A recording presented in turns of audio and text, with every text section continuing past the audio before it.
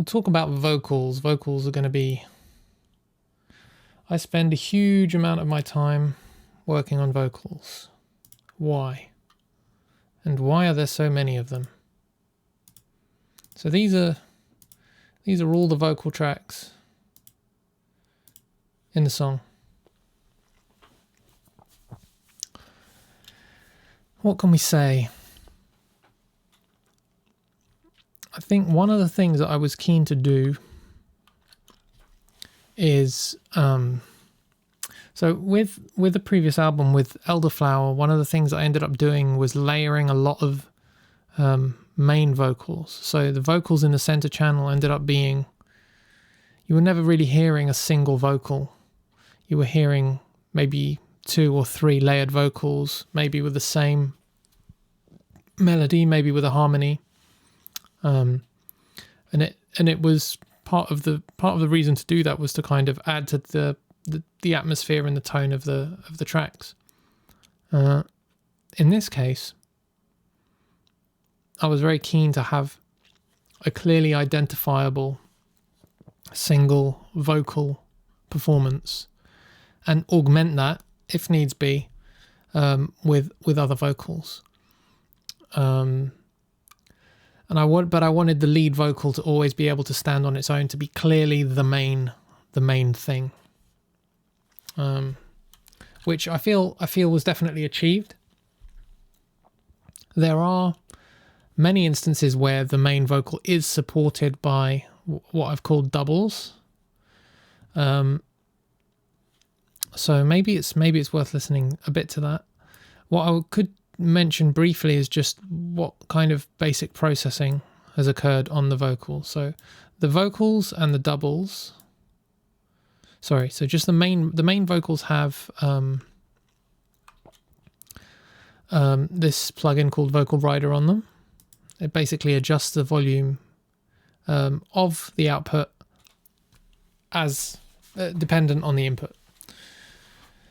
It's an alternative to compression, basically. It allows you to keep an even volume without introducing artifacts or ruining the dynamics of the performance. So that's one aspect. If we go to the bus, we can see there's a huge amount of processing on the bus.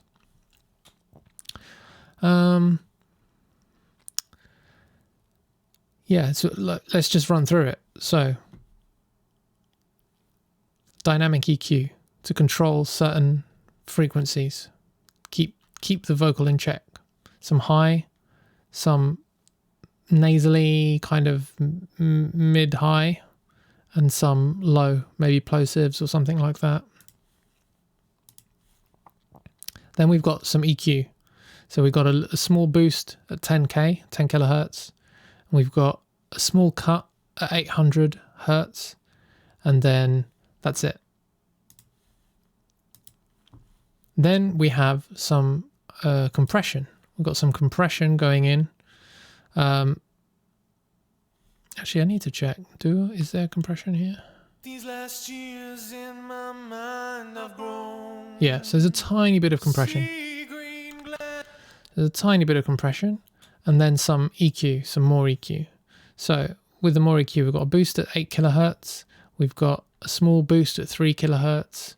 We've got a small boost at one-ish kilohertz. We've got a small cut at 200 hertz.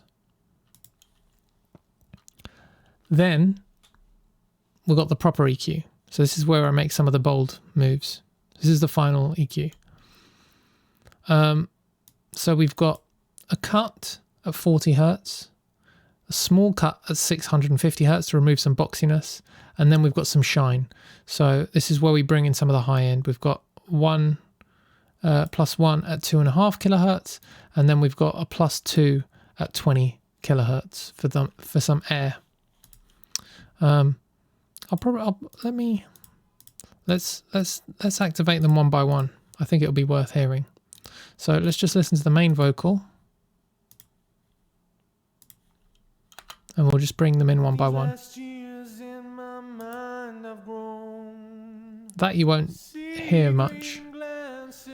It's only being tickled. That got it actually. The pale amber chances. So you hear a bit of air from the microphone there. Apply that.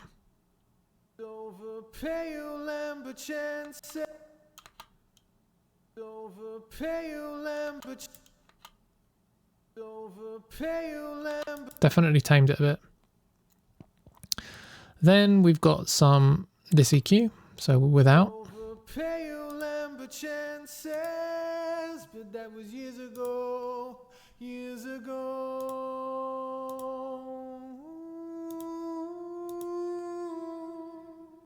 Just a bit of high, really. Just a tiny bit of high end. Now a bit of compression stuff from here. That brings a lot of life to it, right? Then the bulk of the EQ here brightens it quite a lot. Then we're looking at compression. Even it out. So we've got the two 1176s working in two discrete stages. So the first one's going to be catching peaks, which will probably be, you'll probably hear it quite a lot on the chorus here. I was carving out a road again to places deeper than I've ever been. Ooh, it's not even activating here. So it's going to be super high peaks like the ones here. I was carving out a road again. Just a tiny bit there.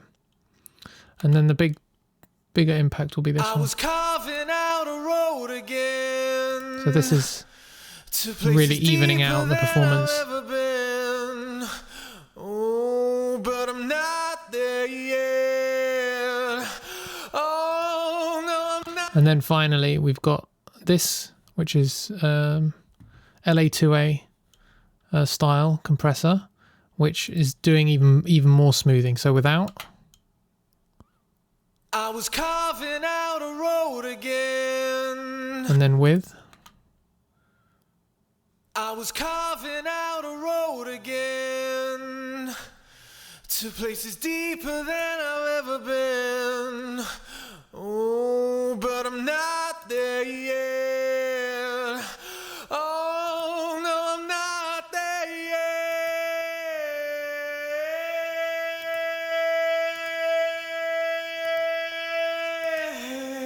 You can really hear it on this section here. So without.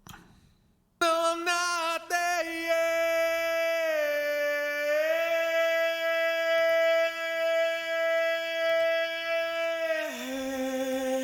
Really smooths it out. And then it's just some final basic, so I'm using the dynamic EQ here for the purposes of de-essing essentially. And yeah, just to take off some of the harsh sibilant sounds. So let's find a section that's quite sibilant. So you go from this. So that's one stage. But from this day on, there's no tomorrow. But they're both working in tandem, so they're both doing a bit of DS work together. So let's listen without both and with both. But from this day on, there's no tomorrow. Then with. But from this day on, there's no tomorrow. Our gaze is traced the waning light,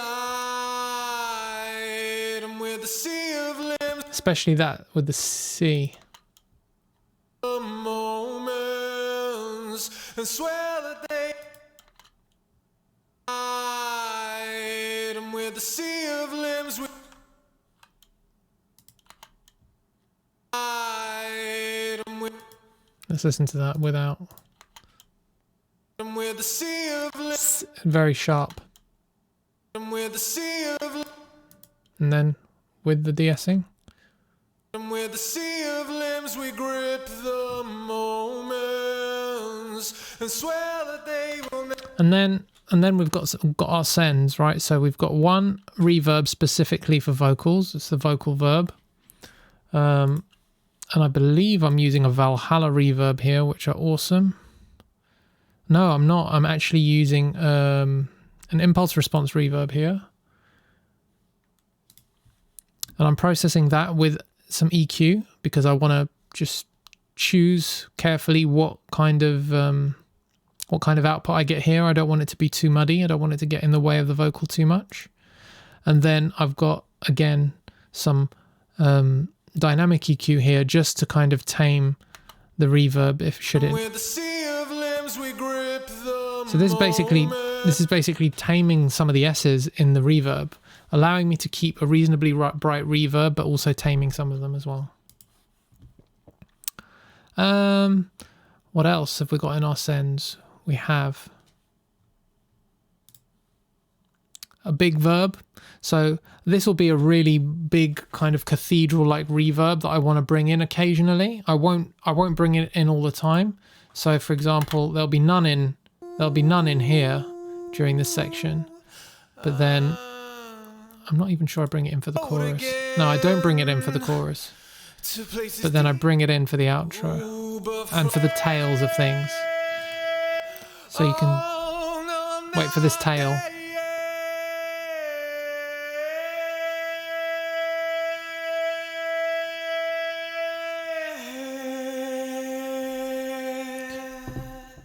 You can hear the airy reverb on the tail there, which is what I've just kind of brought into just to kind of add to the atmosphere of that section. And then I keep a little bit of that big reverb in for the outro because I want that kind of a bigger feel to it, right?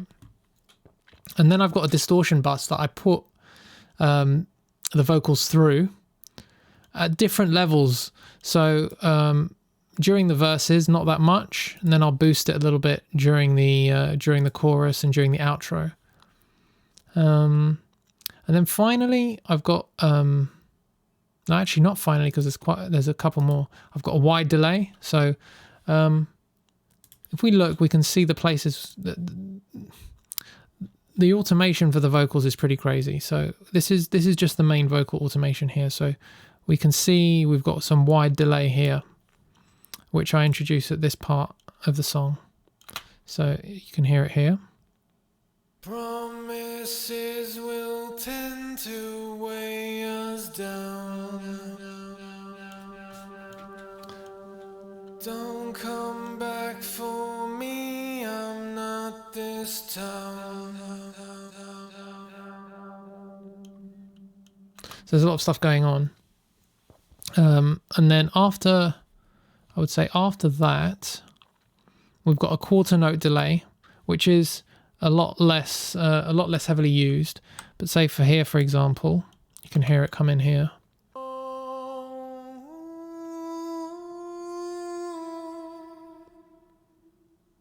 Just a really, really sweet tail. Really sweet tail there. And then we've got the slap delay. So the slap delay is an interesting one. It's worth looking at. I bring it in at different points.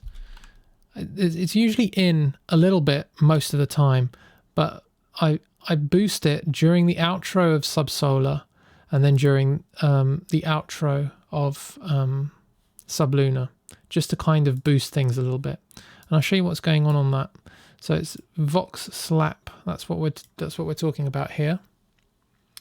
And there's a couple of things. So one of the things that I put on this is this plugin called Provocative, right?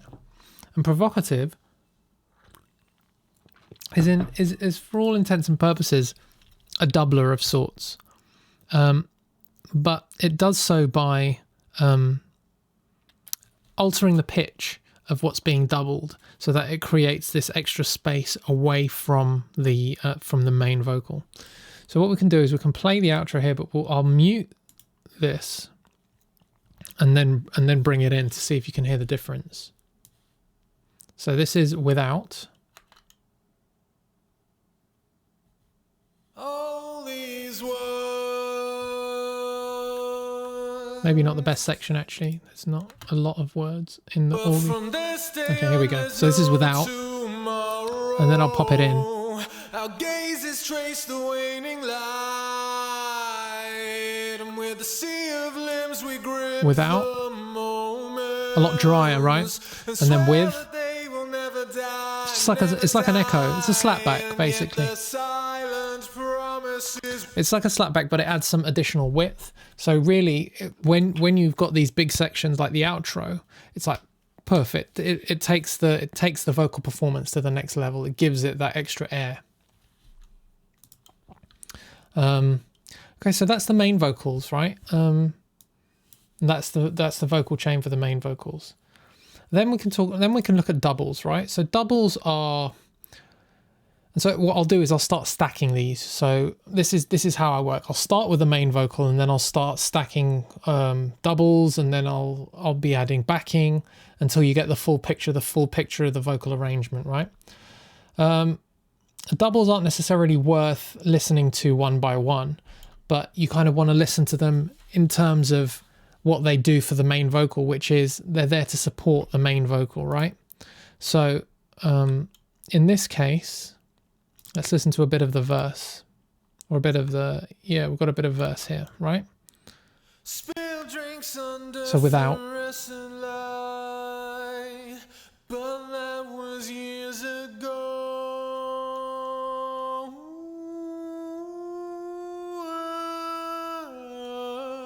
And then with.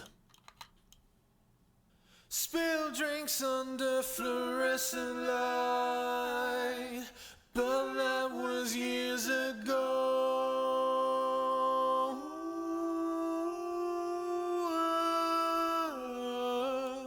But that was years ago.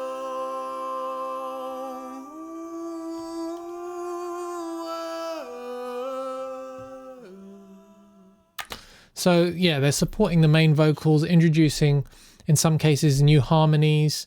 But yeah, the main vocal is still very distinct. I go crazy with vocals. That's what I do. It's kind of when I get a track from Marcus, and he can attest to this. But when I get a track from Marcus, I'm just like, this is a blank canvas. This is an opportunity for me to go a bit crazy. And I have to rein myself in. But what ends up happening is I do end up with tracks with 20, 30, sometimes 40 tracks of vocals. So it's worth maybe looking a bit at the vocal chain for the doubles. It's a bit simpler. It's just compression and EQ. Some more compression, because with the doubles, I want to keep them more under control. I want potentially less dynamics than the main vocal. I want the main vocal to be able to sit on top, and I want the doubles just to do that supporting that supporting role. And then again, just a little bit of de-essing on the doubles. Where have we got some nice doubles?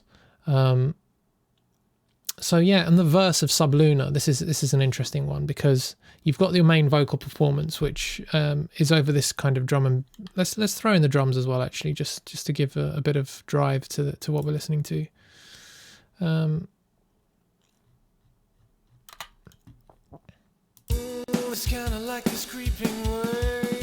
you've got this nice drum section.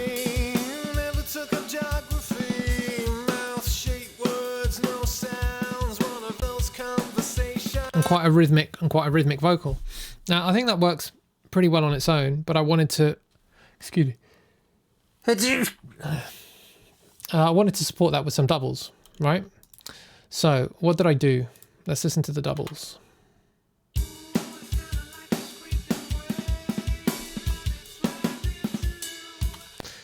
Choswaza. Hey mate, how you doing, man? Thank you for the bless you. I'm very well. My voice is getting a bit sore, actually, because I've been talking for 2 hours and 40 minutes. But we're finishing up with the vocals, so we're almost at the end of the project. So yeah, nearly there. Saving the best till last as well, obviously. Don't tell Marcus. Shit. So yeah, I wanted to do something quite playful with the doubles on the verse here. So you can hear it. It's almost like a semi non-serious delivery, right? And that's one thing you'll notice with like doubles or backing vocals, is that you can do some really strange sounding shit. Put it together with the main vocals in the mix, and it sounds like magic. So here you can hear I've gone for like a higher register, little playful delivery. So let's hear that on its own. Take the drums out for a second.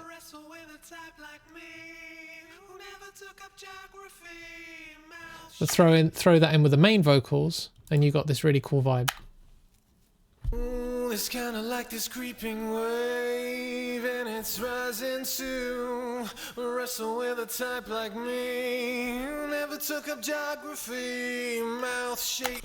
So that's kind of what you can achieve with the doubles, and that's kind of, I don't use them everywhere. Don't get me wrong. Like some places I think they don't work. Here for example.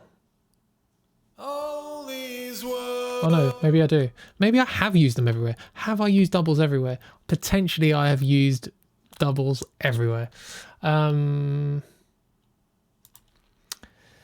What can I say about... So that's fine, doubles cool.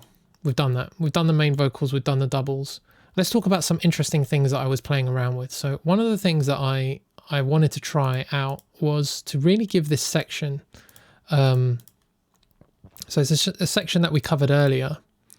So let's take the vocals out. And we were talking about this section earlier because it had like this kind of backwards piano. And this backwards piano really added to the vibe of the song. So if you listen to it, you can hear it in the right channel. It goes, and it really adds this cool vibe that completely changes the feel of the song.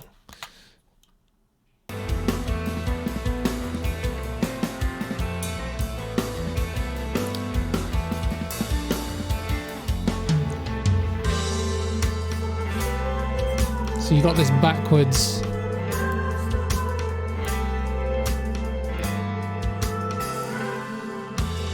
Right. So I was like, what do I do to make that interesting? So I started playing around with some vocal effects, and I came up with this vocoder sound that I really wanted to use to support the main vocal. So I ended up with a bunch of stuff going on. No doubles in this section, so I really wanted a central main vocal, right? And that, in that case, you've got, this is the central main vocal. So I've stealed this cavity from a life stuck on repeat. Oh, yeah, I've stealed this cavity from a life stuck on repeat. Now you'll fly a memory. So that's your chorus vocal, right? And I was like, how can I support this, right? I wanted this really in the original when I was playing around, I came up with like this really high pitch, like an octave of the main vocal, which is really difficult to deliver. But then I had to deliver for the actual recording. So this is your octave, really high, but it kind of, in this case, I wasn't looking to necessarily support the main vocal because I thought the main vocal was strong enough in itself and I could just use that, like that would anchor everything. And the production of everything else kind of opens out. So it kind of leaves the space for this vocal in the middle. So I was like, perfect, don't need the doubles there. But I wanted this really high pitched, wide supporting vocal. So that's what I've done. So you can hear that here. So I've stealed this cavity from a life stuck on repeat. Oh, yeah, I've stealed this cavity from a life stuck on repeat. Now you'll fly a memory. But I wanted to add to that as well. So then I found this vocoder, right? So if we just listen to the vocoder on its own with the main vocal, you can hear it as on its own. It adds a kind of like it's a robotic vocoder quality. It's a vocoder. So let's listen. So I've stealed this cavity from a life stuck on repeat. Oh, yeah, I've stealed this cavity from a life stuck on repeat. Now you'll fly a memory. So you've got that slightly robotic feel to that, and you add that in. So if we just, let's take the main vocal out, and you can hear the vocoder with those backing vocals and how they behave together.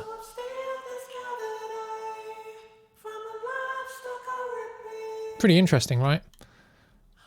And then throw in the main vocal. And then all together, it just adds this really cool vibe.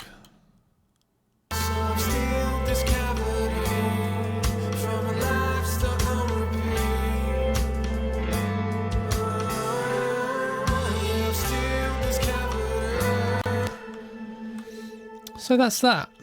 So that's kind of one of the cool little tricks that I used in the song, just for the chorus of Subluna. And then we're on to backing vocals, right? So backing vocals are a big deal for me. I usually end up throwing quite a lot of them into the song. One of the things that I find most fun is just to create these kind of big arrangements.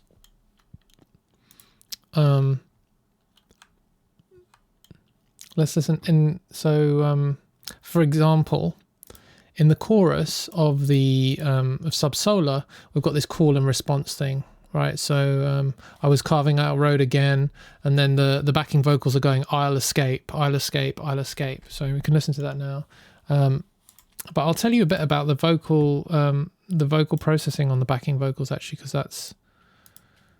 that's quite interesting. You can see here, we've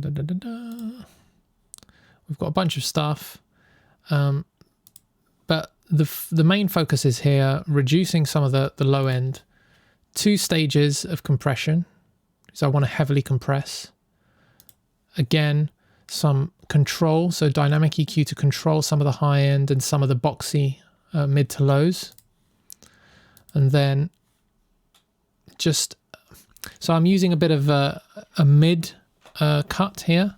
So this will cut some of the space out in the 2.5K range, just in the mid channel, and it will leave the side channels unaffected. So this will just basically have the effect of dropping a bit of space out for the main vocal, which is located centrally in terms of panning. And then it's just a combination, like a variation of the kind of sends that I had for the main vocal, but with a bigger emphasis on the big reverb, so the cathedral style reverb, and again a bit of delay, a bit of 2 types of delay, and a bit of slap occasionally when it's required, particularly for like the big choral style sections. So this is what the call and response style of the vocals and the backing vocals sound like for the Sub Solar chorus. To places deeper than I've ever been. Ooh, but I'm not there yet.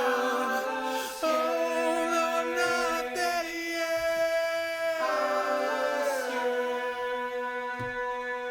yet. You can see the big reverb here is really, really cranked up because I wanted that big sound. Got another section here. Yeah, so this is actually some really, I've never really done anything like this before, but this kind of section was begging for it. So kind of, it's like almost barbershop quartet style stuff. And so we played alone. In the context of the song, I was just like, yeah, this sounded good, so I did it.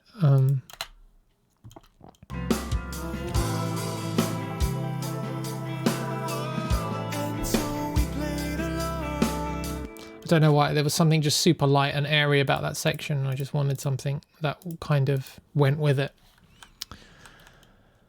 And then finally we've got Oh, this is just a build up, I think. Yeah, so just some long notes. So using the vocals there as a kind of dynamic, I could build up and then pull them away to kind of drop everything out. And then we get into the outro. So the outro was one of those things where it's quite a lot of vocals. It's quite dense, so that call and response thing wasn't really appropriate anymore. But I wanted really just to kind of support the main vocal again, but with more width in the stereo space, right? So I do have a couple of doubles going on at the same time. So let's listen to just the main vocal and the doubles, and then I'll bring in the backing vocals, and you can hear what it does. Ooh, but from this day on, there's no tomorrow. It's quite a close harmony with the doubles. Trace the waning light, and with the sea of limbs we grip the... So actually starting on the same note and then deviating with the double harmony into the second half. So it starts the same. Ooh, but from this day on, there's no tomorrow. Our gazes trace the waning light. It just brings a bit of colour to it. And then with the main backing vocals. Ooh, but from this day on, there's no tomorrow. Our gazes trace the waning light, and with the sea of limbs we grip the moments and swear that they will never die, never die. And yet the silent promises we've made ring out, ring out.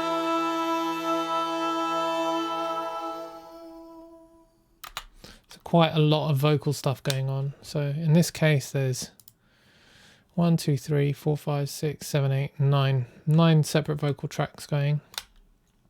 But it's only going to get worse. It's only going to get worse from here. Yeah, so I guess the biggest use of backing vocals would be in the sublunar climax. But I think one of the things that will be interesting to hear is in this dark middle section, there's some really nice creative use of delays and whatnot. So I think it's worth just playing this through, because I think the use of delays and echoes and whatnot is really kind of what adds to the atmosphere of this section.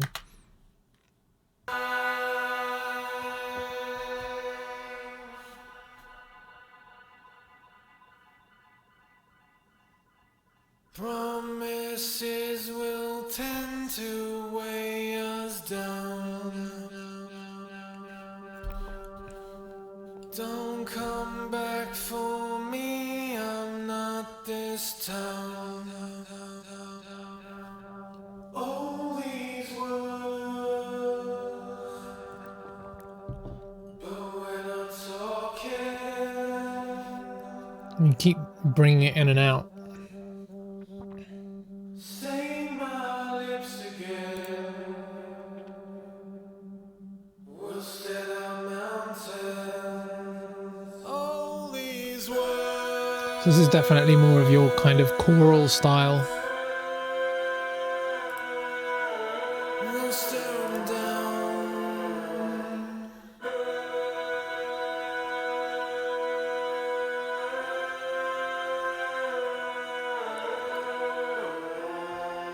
All these words.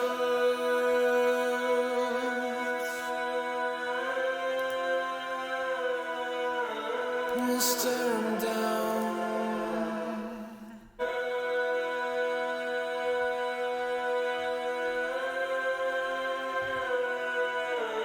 We'll stare 'em down.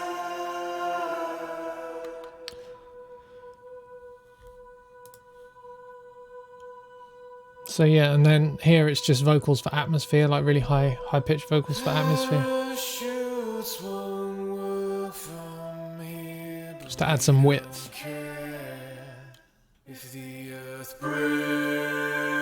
And then some more kind of choral style.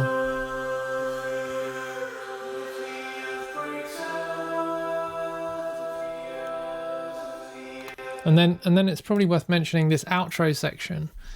It was basically I improv'd over this section. I recorded like 5 or 6 different versions, and I just did different stuff in each version, different variations on the same thing. So the lyric is if we don't care if the earth breaks us, and then you're basically kind of repeating throughout this section if the earth breaks us over and over again in different variations.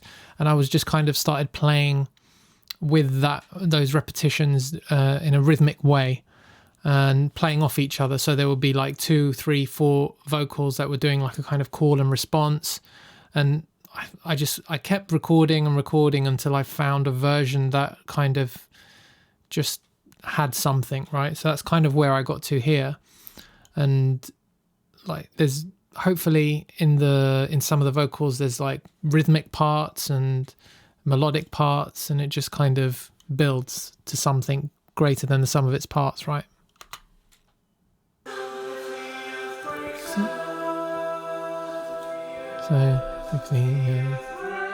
So they're together, and then one will go off,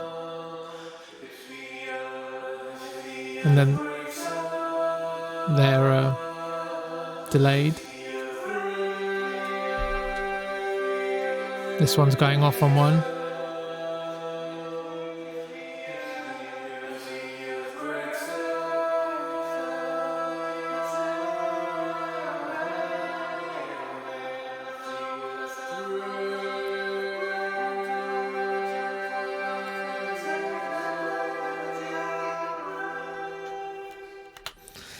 That stuff towards the end kind of gets faded out, so the song when it's gone into mastering will be, well, as it has done, fades out. So that kind of whole section with the vocals and the drums, they kind of just fade out, and you've got this kind of nice vocal that just kind of creates this great atmosphere.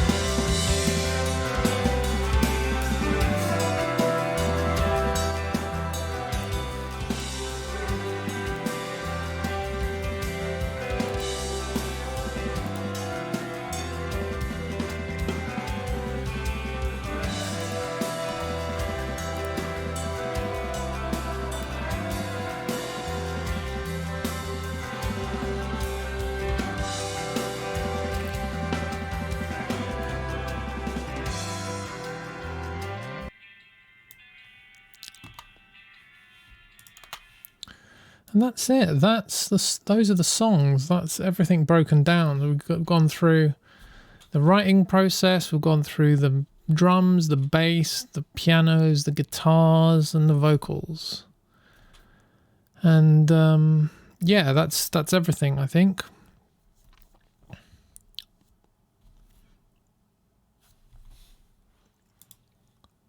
Any questions?